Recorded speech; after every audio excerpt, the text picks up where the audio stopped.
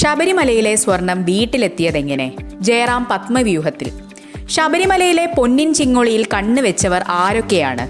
അയ്യപ്പന്റെ ശ്രീകോവിലിലെ സ്വർണം കവർന്ന കള്ളന്മാർക്ക് നടൻ ജയറാമുമായി എന്ത് ബന്ധം? ശബരിമല സ്വർണവാതിൽ നിർമ്മാണത്തിലെ അഴിമതിയും കൊള്ളയും അന്വേഷിക്കുന്ന ക്രൈംബ്രാഞ്ച് സംഘത്തിന് മുന്നിൽ നടൻ ജയറാം നൽകിയ മൊഴികൾ ഒന്നൊന്നായി പൊളിയുകയാണ്. അന്വേഷണ സംഘത്തെ തെറ്റിദ്ധരിപ്പിക്കാൻ താരം നടത്തിയ കള്ളക്കളി തെളിവുകൾ സഹിതം പുറത്തുവരുമ്പോൾ മലയാളത്തിന്റെ പ്രിയതാരം പത്മവ്യൂഹത്തിൽ അകപ്പെടുകയാണ്. 2019 കേസിനാസ്പദമായ സംഭവങ്ങൾ നടക്കുന്നത്. ശബരിമലയിലെ സ്വർണവാതിൽ, കട്ടിളപ്പാളി, ദ്വാരകപാല പാളികൾ എന്നിവയുടെ നിർമ്മാണത്തിൽ വലിയ തോതിൽ സ്വർണം തട്ടിയെടുത്തു എന്നാണ് കണ്ടെത്തൽ. ഇതിൽ ജയറാമിന്റെ മൊഴിയിലെ പ്രധാന പൊരുത്തക്കേട് സമയത്തെക്കുറിച്ചാണ്. സ്മാർട്ട് ക്രിയേഷൻസ് ഫാക്ടറിയിൽ നടന്ന പൂജയിലും തന്റെ വീട്ടിൽ നടന്ന പൂജയിലും പങ്കെടുത്തത് ഒരേ ദിവസമാണെന്നാണ് ജയറാം മൊഴി നൽകിയത്. എന്നാൽ ക്രൈംബ്രാഞ്ച് കണ്ടെത്തിയത് ഞെട്ടിക്കുന്ന വിവരമാണ്. കട്ടിളപ്പാളിയുടെ പൂജ നടന്നത് ജൂണിലും ദ്വാരകപാലക പാളികളുടെ പൂജ ജയറാമിന്റെ വീട്ടിൽ നടന്നത് സെപ്റ്റംബറിലുമാണ്. 3 മാസത്തെ വ്യത്യാസമുള്ള 2 കാര്യങ്ങൾ എങ്ങനെ ജയറാമിന് ഒറ്റ ദിവസമായി മാറി? ഇവിടെയാണ് ദുരൂഹത ആരംഭിക്കുന്നത്. സ്വർണപ്പാളികൾ ജയറാമിന്റെ വീട്ടിൽ എത്തിച്ചിട്ടില്ലെന്നാണ് ശില്പി ഉണ്ണികൃഷ്ണൻ പോറ്റി ആവർത്തിച്ചു പറയുന്നത്. പാളികൾ ചീത്തയാകാതിരിക്കാൻ പലകയിൽ അടിക്കാൻ വേണ്ടിയാണ് ജയറാമിന്റെ വീട് ഉപയോഗിച്ചതെന്നാണ് ശില്പിയുടെ വാദം.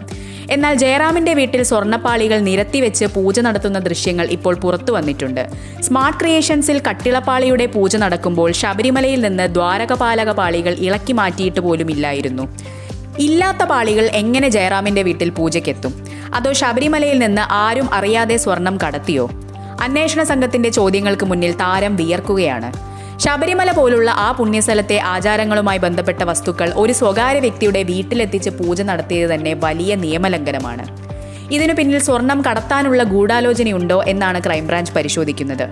ഉണ്ണികൃഷ്ണൻ പോറ്റിയുടെ നിർദ്ദേശപ്രകാരമാണ് പൂജയിൽ പങ്കെടുത്തതെന്ന ജയറാമിന്റെ വാദവും ഇപ്പോൾ സംശയനിഴലിലാണ്. 2 തവണയും ജയറാം തന്നെ നേരിട്ട് ബന്ധപ്പെട്ടാണ് പൂജകൾ ക്രമീകരിച്ചതെന്ന് റിപ്പോർട്ടുകൾ സൂചിപ്പിക്കുന്നു. ഈ പൊരുത്തക്കേടുകൾ താരത്തെ ഒരുപക്ഷെ പ്രതിപട്ടികയിലേക്ക് വരെ എത്തിച്ചേക്കാം.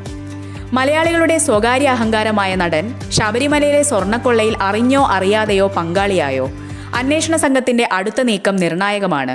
ജയറാമിനെ വീണ്ടും ചോദ്യം ചെയ്യാനും കടുത്ത നടപടികൾ സ്വീകരിക്കാനും പോലീസ് ഒരുങ്ങുകയാണ്.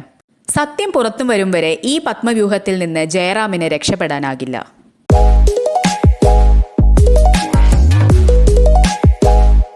The Hourly News, truth every hour.